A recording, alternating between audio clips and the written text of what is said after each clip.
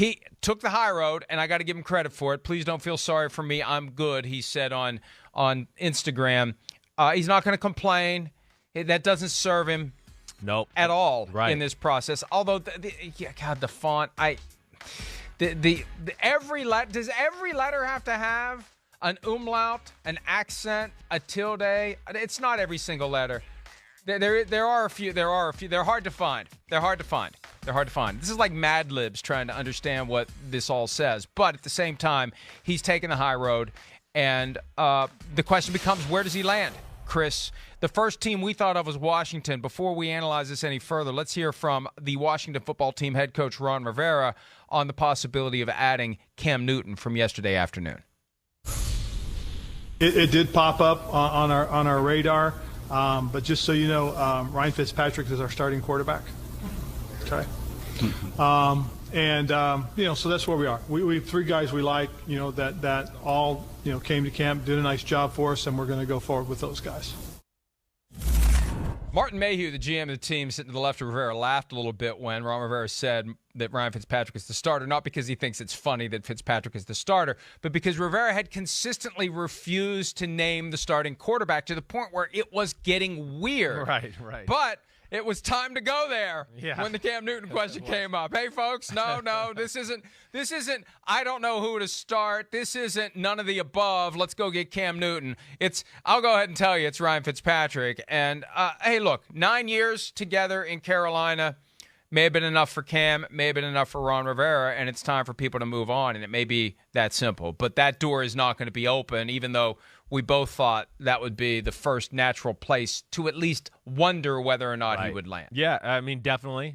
We know they know, and Scott Turner, son of Norv, who was the offensive coordinator at the end of Cam's time there in Carolina, where Cam, again, before Cam hurt his shoulder, he was 6-2 and in the MVP conversation, and life's never been the same ever since. I mean, that's where we're at. It's crazy how quickly it all turned.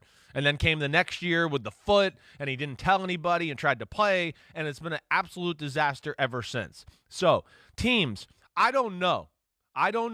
Cam Newton's not the type of guy, as we've talked about a lot of times, that teams want as their backup quarterback. Again, I think he's a reps guy. He needs the reps, needs to throw. I don't know if he's necessarily the guy that's just going to come off the bench and be on fire. The other thing, like we've always talked about too, you mentioned it already.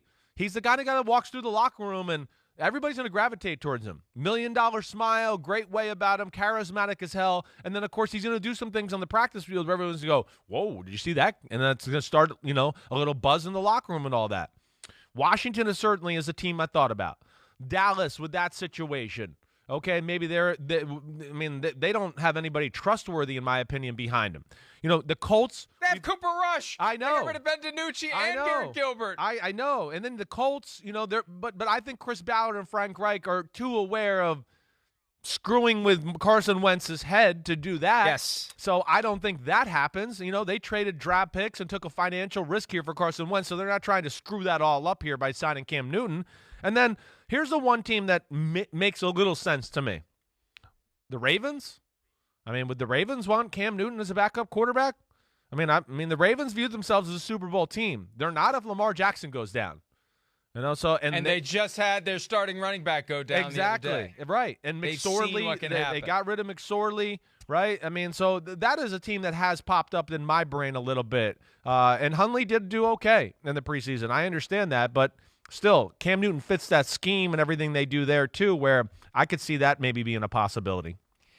Pittsburgh, as we discussed yesterday, to me is a place where, because Ben Roethlisberger is so entrenched, that gravitational pull toward Cam Newton in the locker room won't upset the apple cart. That was one of the reasons why Mike Vick made sense as a backup, because I remember when Mike Vick got into that phase of his career, the problem was all of these guys in the locker room now grew up idolizing Mike Vick, and they want to play with Mike Vick. So you got to have an entrenched starter to keep it from ever becoming a thing. Chris, here's one thing I thought of. We didn't mention it yesterday, but as I was sitting here and as the gears were slowly grinding in my brain, the ultimate middle finger that a certain quarterback that you mentioned earlier, given how he looked at the scouting combine in February of 2000, like he had rolled out of bed with a raging prostate at the age of 55, and yes, I've been there.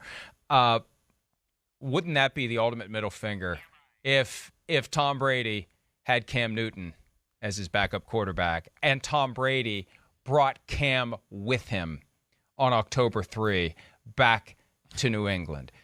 Cam Newton is not going to be a threat to Tom Brady in that locker room. No. And I know that Bruce Arians has said, presumably with a straight face and a BAC below 0.3, that Blaine Gabbert is the most underrated player in the NFL.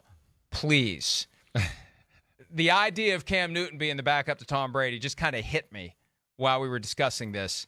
And it's the kind of thing where if it happens, we'll say, should have seen it coming. And wouldn't that be something? Remember last year when Leonard Fournette became available? Sure. We should have seen that they're going to, let's go grab a great player. Hey, it's a great player. Let's go what if something happens to Tom Brady and he misses a couple of games? Chiefs, 2019, the year they won the Super Bowl.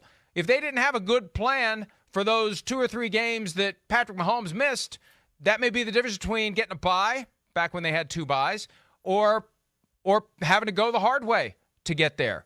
So you have to think that Tom Brady at least stopped and thought, boy, wouldn't that be great to get the guy that Bill threw overboard as my number 2? Wouldn't that be something? Well, it would be something. And, that group down there, like you said, they can certainly handle the Cam personality and all of that. I mean, they did Gronk and Antonio Brown last year, and it was, somewhat of a circus that they contained all year long. I mean, they did a great job. I think ultimately, what's going to hurt Cam, and especially like with the Bucs where we saw Brady in the preseason, and it looks like they want to open it up a little bit, be in some of those empty sets that we just showed Mac Jones doing and all those type of things. Damn it, I said it again. Ding! Boom. Ding! I think what's going to do Cam an injustice for some of these teams who feel like, man, we can really throw the full football and open up the field, is you're just going to go, well, we can't open the field with Cam. I don't know. It's dicey. Last year he didn't throw the ball well, and New England didn't really want to put him in those situations. And I think that's going to work against him too, to where, it's going to have to be a certain style of play, and I think a certain type of desperation for a team to take Cam Newton. I don't think anybody's signing Cam Newton anytime soon. I don't know. I think it's going to take I think he's going to have to wait for somebody to get injured. Yeah, exactly. He's going to have to wait for somebody to get injured. Yeah, I think it's going to be the same type of thing. I'm with you there, Mike. We've gotten a suggestion from a reader, viewer, listener of all those type of things drinking game.